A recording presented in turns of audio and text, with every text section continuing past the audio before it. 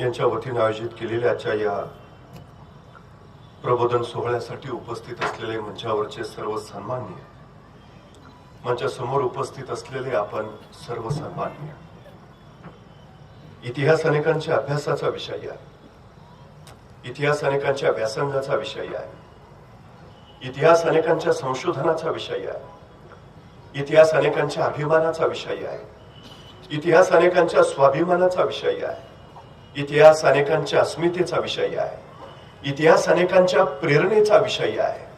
इतिहासातून प्रेरणा घ्यावी, वर्तमान घडवत राहावा आणि भविष्य काळ उज्ज्वल करावा ही त्या पाठीमागची भूमिका आहे.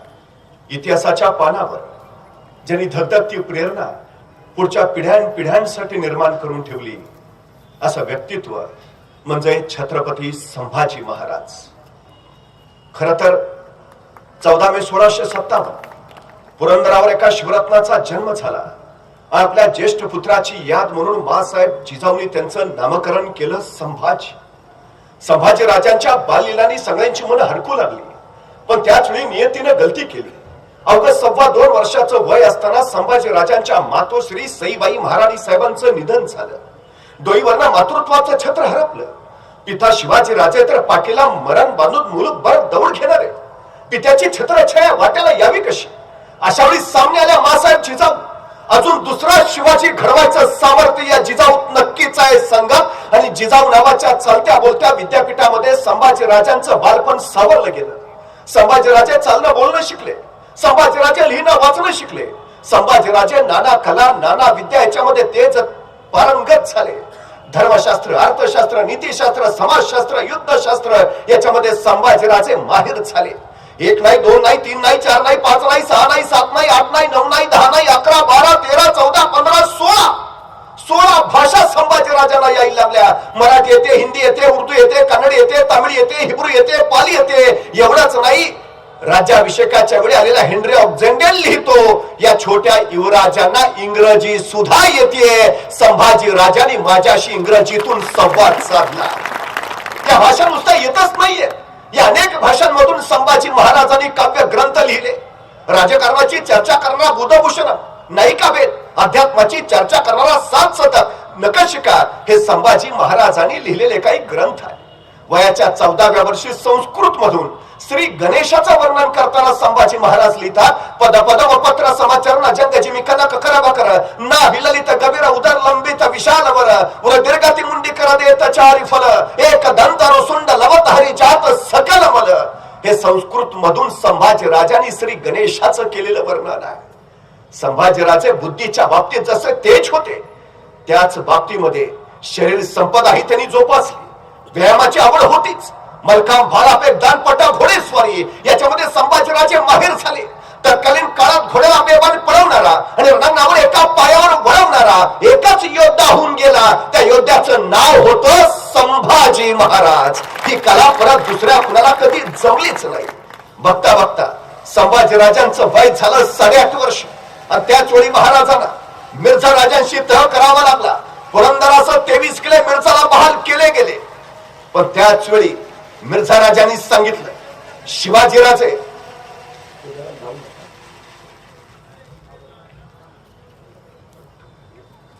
त्याच वेळी मिर्झा राजांनी शिवराजांना सांगितलं, राजे आपले पुत्र संभाजी आमच्याकडे ओलीस बनून राहतील. अनेक पिता व्याकुळ नाही मिर्झा, हे राजकारण नव्हे. आणि छदमी हसत मिर्झा म्हणाले, शिवाजीराजे हे राजकारणच आहे. आणि एका पित्यानं स्वराज्यासाठी रयतेसाठी आपला 8.5 वर्षाचा पुत्र डावावर लावला.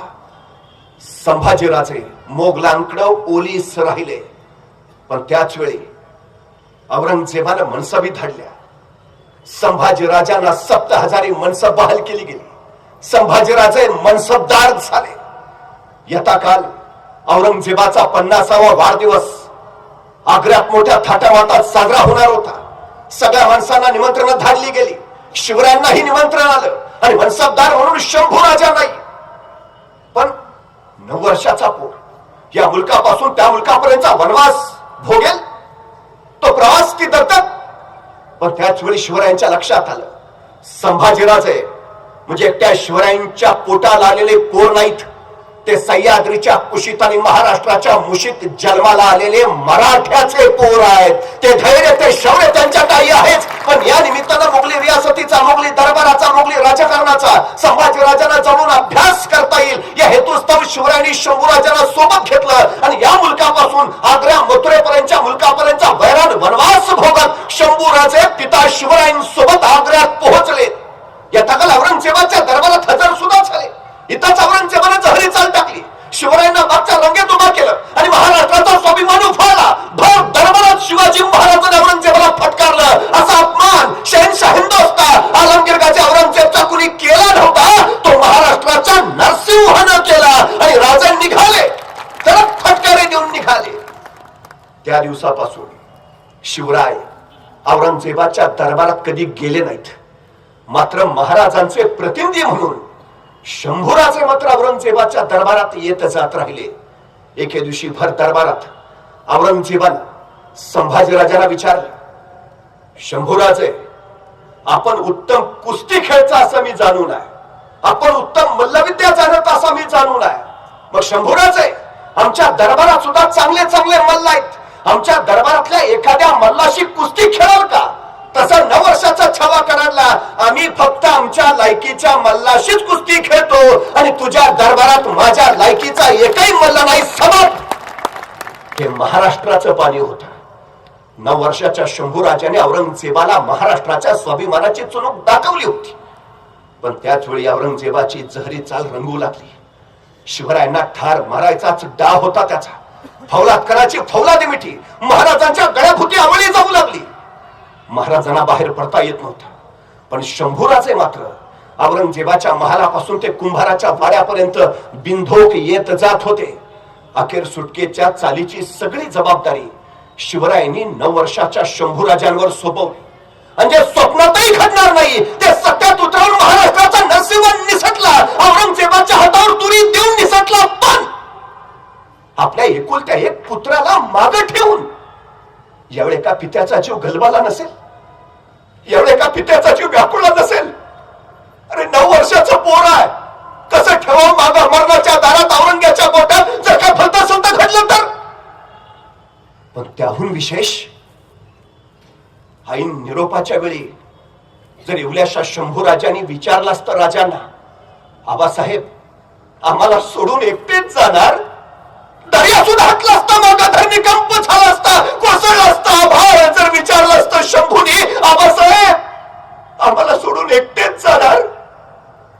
पण त्या आईन निरोपाच्या क्षणी हा 9 वर्षाचा पोर धीरोदात्तपणे आपल्या पित्याला सांगत होता, आबासाहेब आमची फिकीर करू नका, आमच्यापेक्षा महाराष्ट्राला आपली गरज आधी काय, आपण बिनधोक या.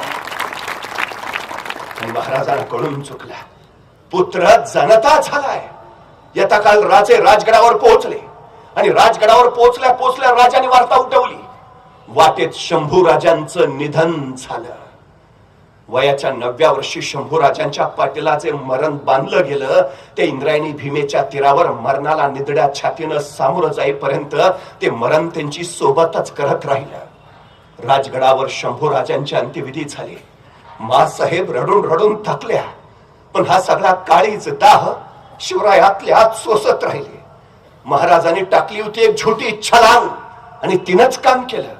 शंभूराजांच्या मृत्यूची बातमी औरंगजेबाला कळाली आणि औरंगजेबानं पाठलाग सोडला. सबब काशीपंतांच्या बरोबर शंभूराजांना पुन्हा महाराष्ट्रात आणणं शक्य झालं. शंभूराजे परतले, पण गेलेले शंभूराजे वेगळे होते. परत आलेले शंभूराजे आता झाले होते वेगळे.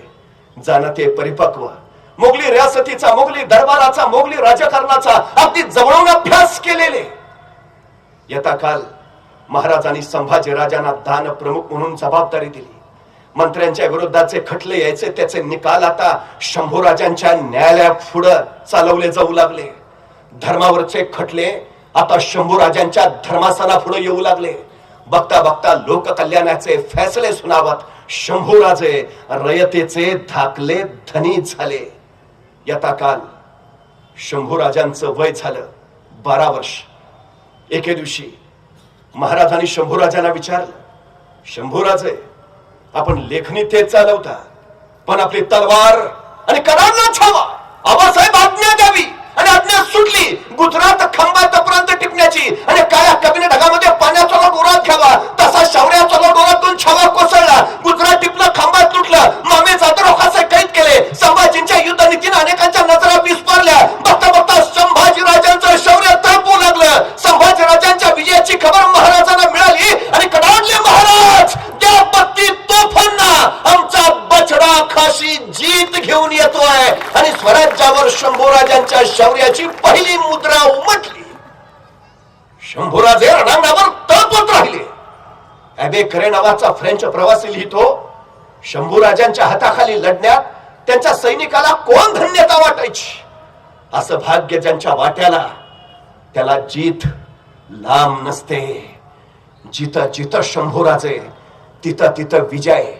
शिवराय फक्त मोहिमा आखायचे आणि रणांगणावर त्या मोहिमा प्रत्यक्षात उतरवण्याचं काम शंभूराजे करायचे. शिवरायांच्या नेतृत्वाखाली संभाजीराजांची समशेर तेजाळू लागली. स्वराज्य सीमा वाढवत राहिली. बघता बघता स्वराज्य विस्तारलं.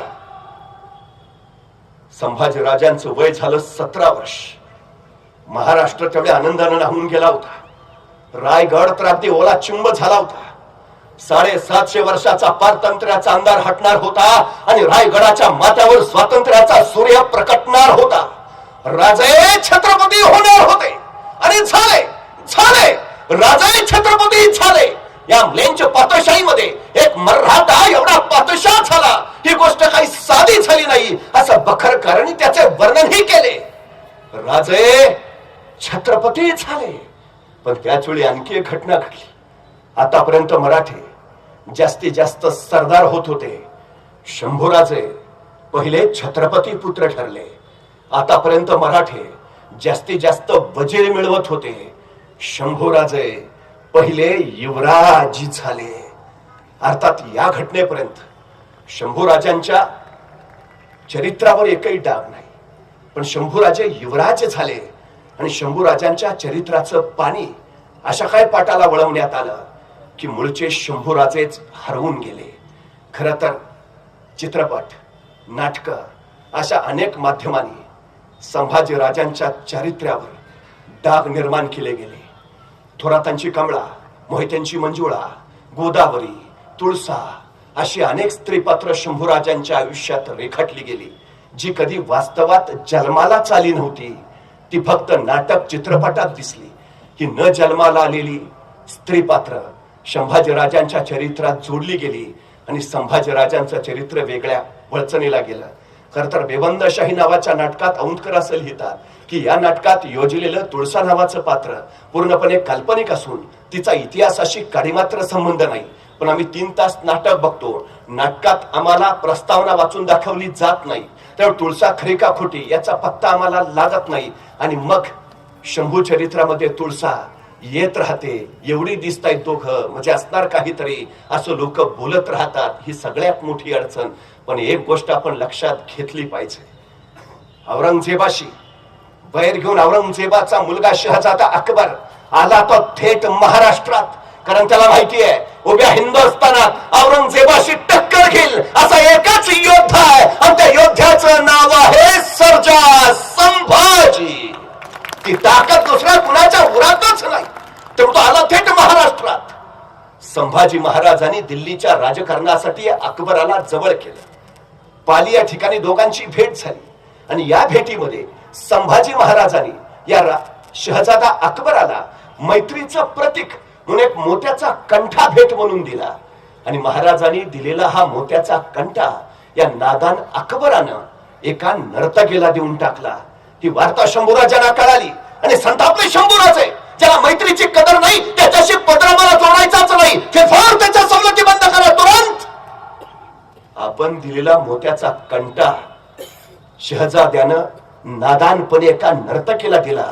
ही साधी गोष्ट ज्यांना सहन होत नाही त्या शंभूराजांचं चारित्र्य कसं असेल. शंभूराजांच्या चरित्रात फक्त येतात त्या महाराणी येसूबाई. स्त्री सखी राज्ञी जयती अशी उपाधी संभाजी महाराजांनी महाराणी येसूबाईंना दिली. मी आवर्जून सांगतो, जितकं छत्रपती शिवाजी महाराजांचं चारित्र्य शुद्ध आणि स्वच्छ आहे, तितकंच संभाजी महाराजांचं चारित्र्य सुद्धा शुद्ध आणि स्वच्छच आहे. आणखीन एक आरोप केला संभाजी महाराजांवर. संभाजी महाराज व्यसनी. अहो काय काय नाटकात हातात एंट्रीच, हातात ग्लास घेऊन. कुठला इतिहास आहे? कुणी काढला हा? आमच्या सातारला ग्रँड डफ नावाचा एक इंग्रज गव्हर्नर होता, ज्यांनी पहिल्यांदा मराठ्यांचा इतिहास लिहिला. तो मराठ्यांचा इतिहास लिहिताना त्यांनी संभाजी महाराजांचं वर्णन केलं. काय केलं?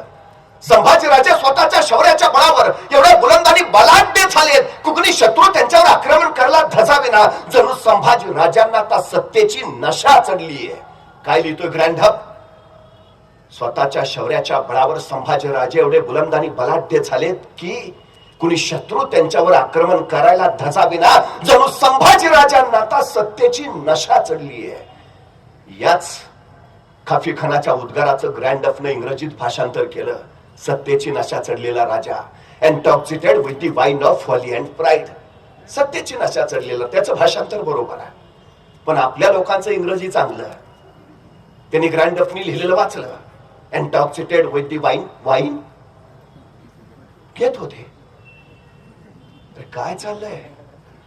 आणखी एकाने लिहिलं पत्र उपलब्ध आहे. संभाजी महाराजांनी पोर्तुगीजांना पाठवलंय, आम्हाला दारूची 2 पिंप पाठवून द्या.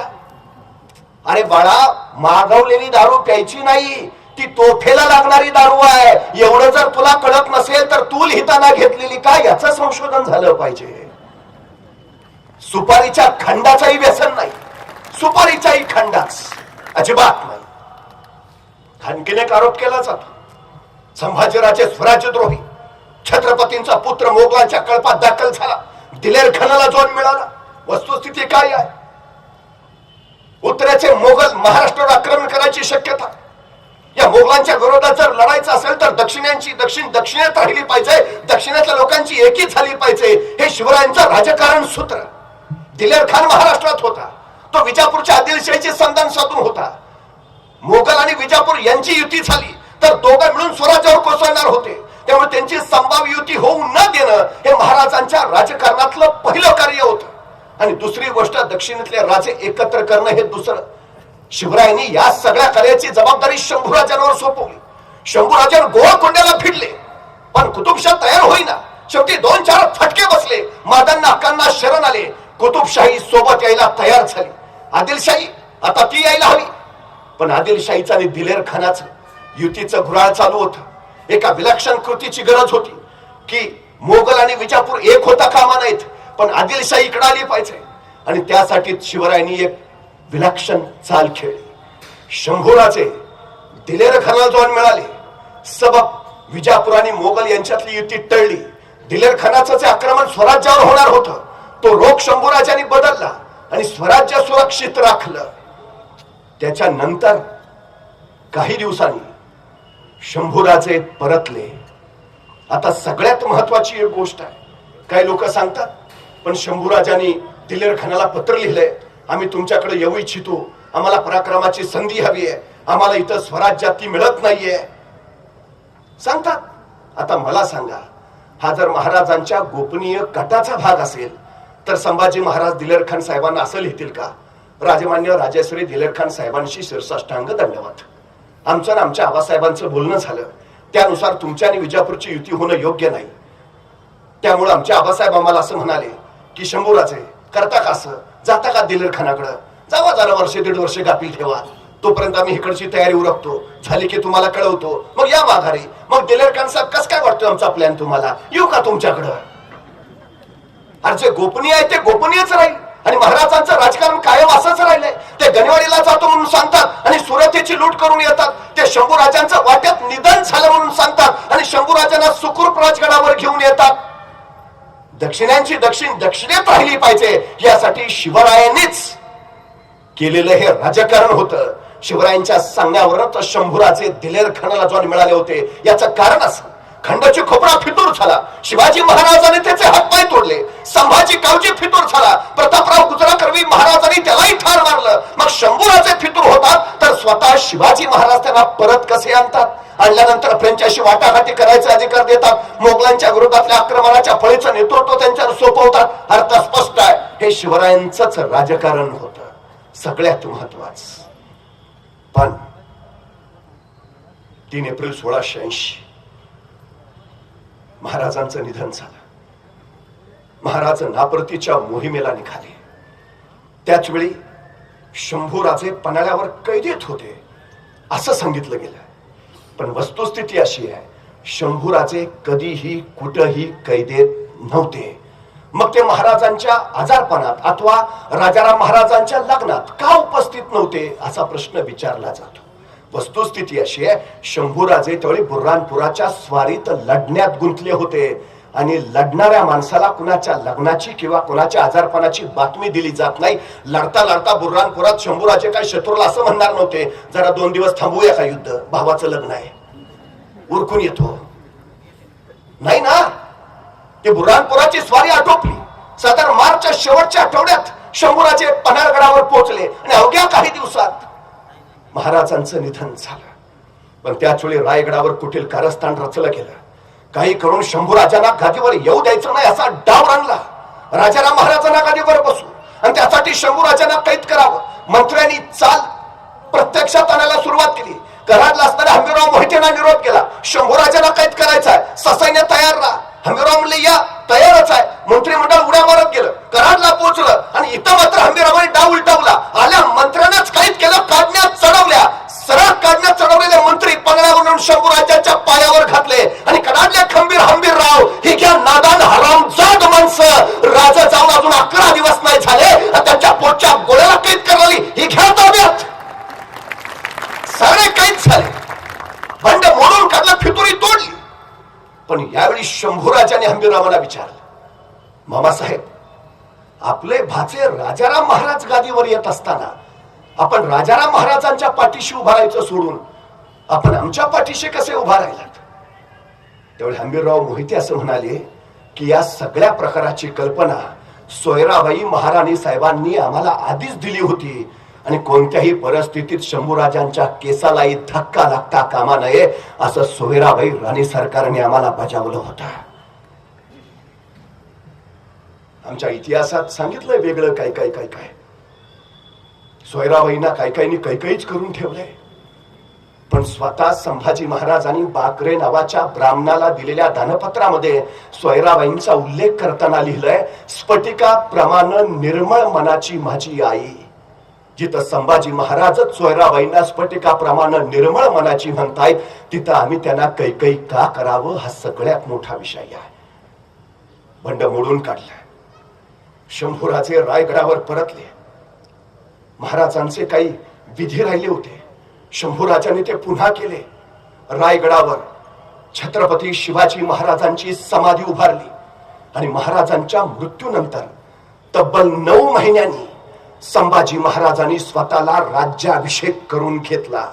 संभाजीराजे स्वराज्याचे दुसरे छत्रपती झाले. पण त्याच वेळी महाराष्ट्राचा आभाळ मात्र काळवंडलं होतं.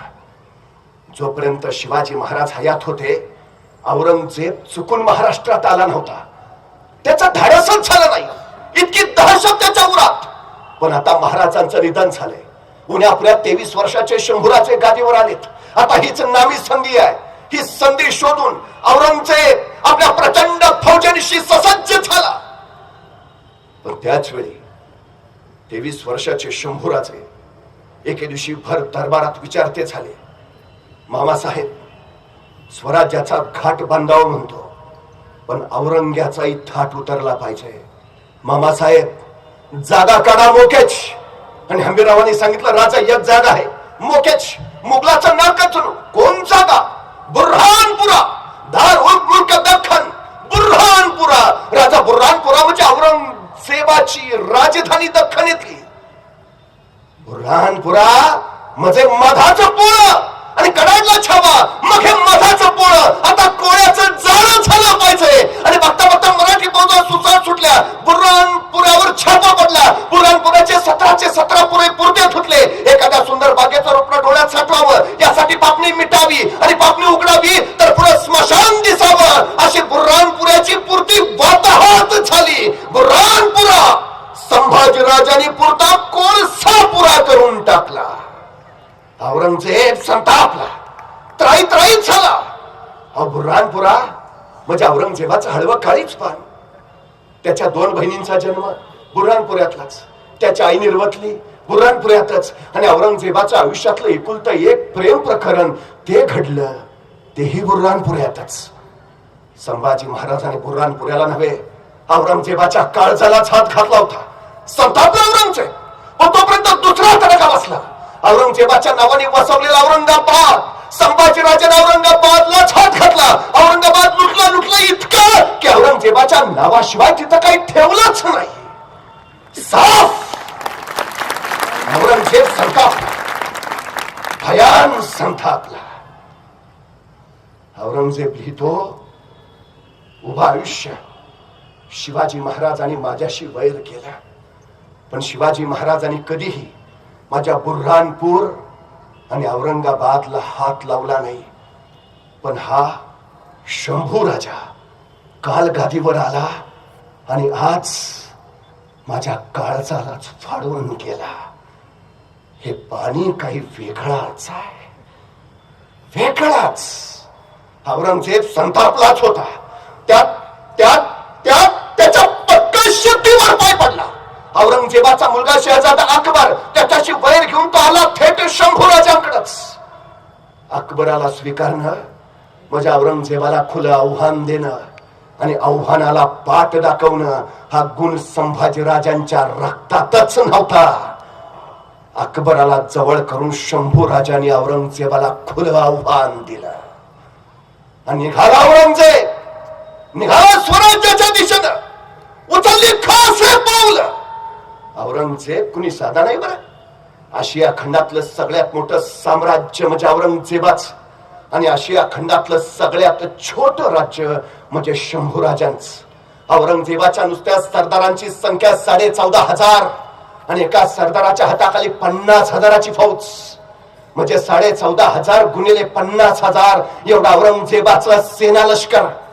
आणि माझ्या शंभूराजांची सगळी फौज गोळा केली तर भरेल कशी बशी 70-80,000. औरंगजेबाचा एका वर्षाचा वार्षिक महसूल कोट्यानी कोटी रुपये, आणि शंभूराजांच्या स्वराज्याचा वार्षिक महसूल कसा बसा 1 कोटी रुपये. शंभूराजे 23 वर्षाचे आणि औरंगजेब 75च्या घरातला. औरंगजेब मनभर आहे आणि स्वराज्य कणभर. हे कणभर स्वराज्य चिरडायला मनभर औरंगजेब निघाला महाराष्ट्रात पोहोचला, आणि सह्याद्रीच्या कड्यावरनं छावा शंभूराजा कडाडला. येऊ देत औरंगजेबाला. अखेर त्याला त्याच्या मरणाची जागा कळली. तर आता बघेल या छाव्याचा कधी कावा. आणि बघता बघता महाराष्ट्रात उतरलेल्या औरंगजेबाने चोहो बाजूनी स्वराज्य कैची टाकण्याची मोहीम आखली. सरबुलंद खान, अली खान, फतेह खान, शहाबुद्दीन खान, रामसिंग हाना, भीमसिंग हाना, शहजादाचं मोजम बेदार बघत स्वराज्य कैची पकडायला चोहो बाजूनी निघाले. फौजा स्वराज्यावर लोटल्या, आणि खास शंभूराजे घोड्यावर मान टाकून बसले. कडाडत राहिले, आणि तलवारीच्या टोकावर भाकरी भाजतात मराठे. औरंग्या तुला भाजायला वेळ नाही लागणार. अरे ते धगिनच करत होते औरंगजेब. शिकस्त हार आणि पराभव. संभाजीराजे दिवसातल्या 24 तासापैकी 20 तास घोड्यावर मान ठेवायचे, दौडत राहायचे. मुघली फौजा मागरेटत राहायचे. प्रसंगी शाळूच्या मातीच्या भाकरी खायचे, पण झुंजत राहायचे. संभाजीराजे म्हणजे शिवाजी राजांचे नादान तख्तनशील वारिस. चुटकीसरशी चुरगाळू आणि दक्कन घशात घालू असा ख्वाब बघून आला होता औरंगजेब. पण संभाजी महाराजांनी पहिलाच तडाखा असा दिला की औरंगजेबाला स्वतःचा अनुमान बदलून घ्यावं लागलं. ये